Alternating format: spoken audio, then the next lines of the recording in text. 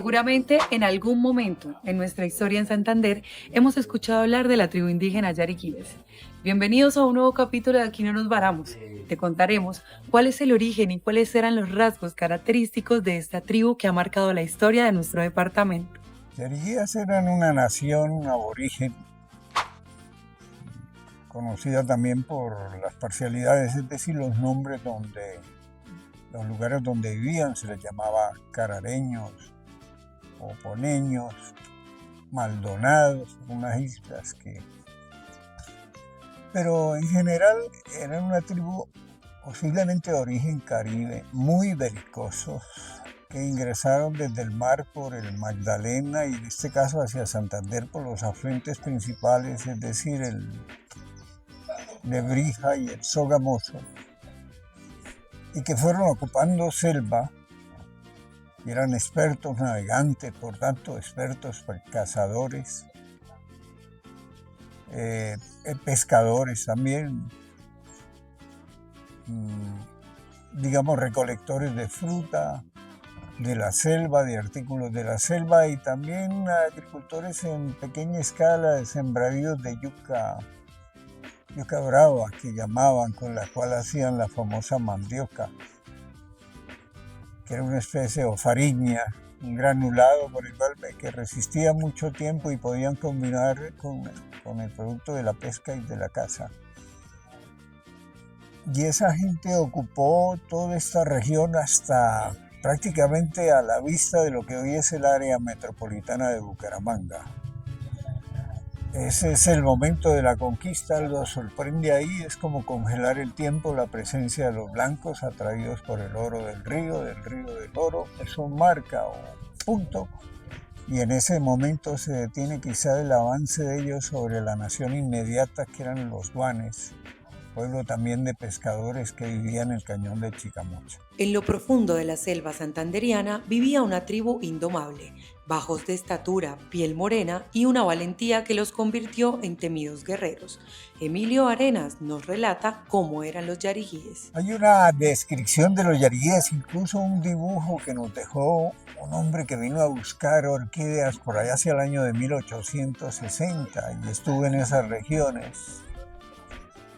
Y de ese dibujo deducimos que eran unos indígenas que vestían taparrabos, no vestían nada, armados de grandes lanzas, bajitos, el color moreno, la exposición al sol permanente. Pero hay una urna funeraria que hoy hace parte de la colección del Museo de Guá, de hecho está a la entrada.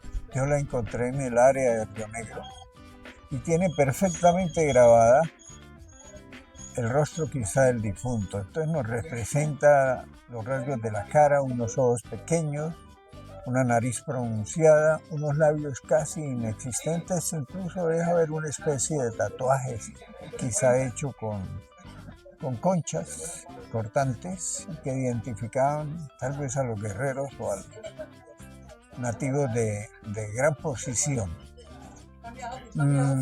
Eso podríamos decir respecto a su apariencia física. Desde luego eran notables guerreros, temidos, diestros, seguramente en el manejo del arpón, la lanza, la flecha, quizá la cerbatana también, el hacha de guerra. La fuerza de sus flechas y su espíritu rebelde no fueron suficientes frente a la embestida de la colonización. Con la llegada de los españoles, su historia cambió para siempre. La punta de lanza de la avanzada de los españoles fue Pamplona, y en el mismo año que fundaron a Pamplona, allá en lo alto de la cordillera, descubrieron oro en el río, en el límite de los dominios de ellos. Ese río se llamó Río del Oro, que es el mismo río Lebrija. Y las tribus que quedaron, digamos, cercadas por ese dominio de los blancos, sabemos de ellas que fueron inmediatamente reducidos para que proporcionaran mano de obra para lavar las arenas auríferas, y que trajeron esclavos, pero entre los esclavos y los blancos los contagiaron de viruela y cólera, y eso se esparció hacia el oriente y eliminó todos los pueblos de lo que hoy es Santander, norte de Santander y el estado de Táchira en Venezuela, al punto de que no quedó de ellos en 10 años ni siquiera el 10%.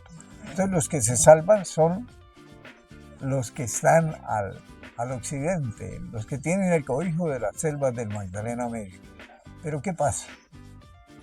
Hasta allá va a llegar la colonización y cuando necesitan abrirle un camino al socorro para llegar al río Magdalena en Barrancabermeja van a tener ese tropiezo y la respuesta de los constructores y de los blancos es el camino del Enguerque, el que llamamos camino del Enguerque, va a ser el plomo y el fusil los va a exterminar. Aquí no nos varamos, llega a cada rincón de Santander para contarte la historia que nos ha convertido en los berracos y pujantes que somos hoy en día. Nos vemos en un próximo capítulo para seguir conociendo la historia de la tribu yariguíes. Esto es Aquí no nos varamos, un proyecto de Museo Guá con Canal UTV. Ay, me voy mañana en la mañana.